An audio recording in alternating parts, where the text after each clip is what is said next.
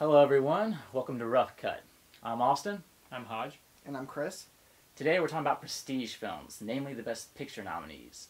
First up on the list, Catherine Bigelow's latest film, Zero Dark 30. It's kind of the big elephant in the room, a lot of controversy surrounding it. It's the story of the 10-year-long manhunt of Osama bin Laden. And I have to ask, is the controversy founded?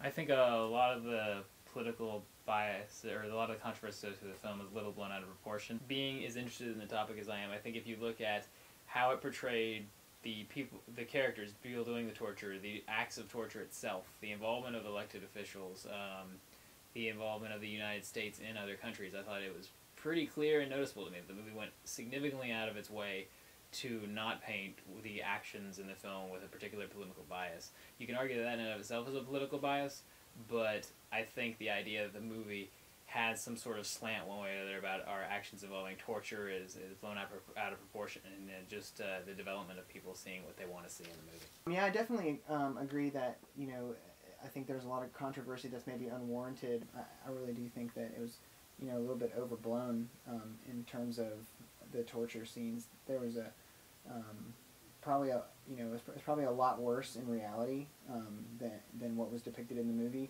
And just comparing it to like other movies in general, I think it was probably I think it's probably a lot less than what you see in like Kick Hostel, for example, or just any horror movie of today. So I really think it's like more, the controversy is more because of the political pundits who've been talking about it than anything else.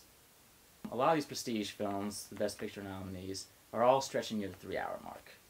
Zero Dark 30 is an obvious example. Movies like Les Mis, The Hobbit, Lincoln, which my butt felt Lincoln. Zero Dark 30, do you think it earned its length? Chris? Yeah, I definitely think it earned its length. I would say that I think it's a story that needed to be told, and so the length really isn't that much of an issue. I really don't think that it would be noticeable to anyone either, just because everyone's probably so invested in the story. I know I personally was. It's a story that everybody knows and everybody's aware of, so they're not really thinking about that. It's unlike, if you're going into a movie like The Hobbit, where, you don't necessarily know the story, and you're kind of having to wade through it as it's being told.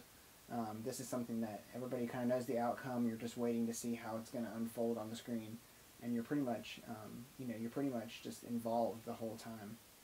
And I have to back that up. I think of all the prestige films that were over 2 hours, it had the best sense of its own momentum. It carried it very well, and at no point was I bored, and it had a clear sense of where it was going, and it carried the audience along. I think it was one of the few ones that can justifiably say it earned its length.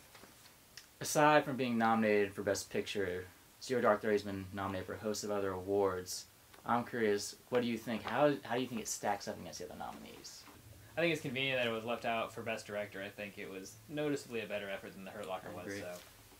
I don't really know that it's fair to compare it to The Hurt Locker, though, because The Hurt Locker, when she made The Hurt Locker, Zero Dark 30 was probably not even a twinkle in her eye, at that point. And Hurt Locker, I think, really stands on its own for what it is. I guess my one complaint about her, at this moment, though, would be, it seems like there might be a growing theme in her film work.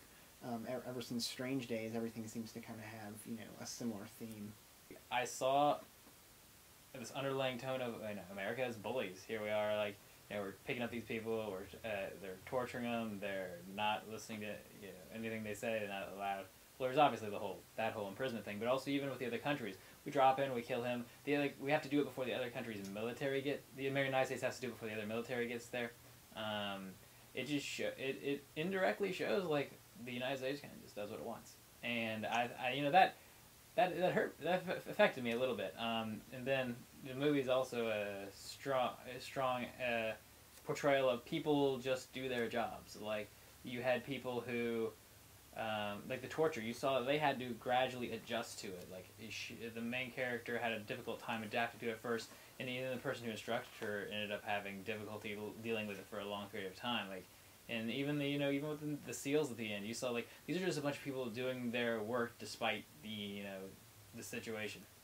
You mentioned the bully thing, but before we were just talking about the objective approach they took to the storytelling by not taking an opinion. Mm-hmm. How does that relate? But the bully issue, isn't that kind of taking a side of some kind? Isn't that kind of? I don't think that could be helped. I think they went out of their way to not emphasize that, but it's there.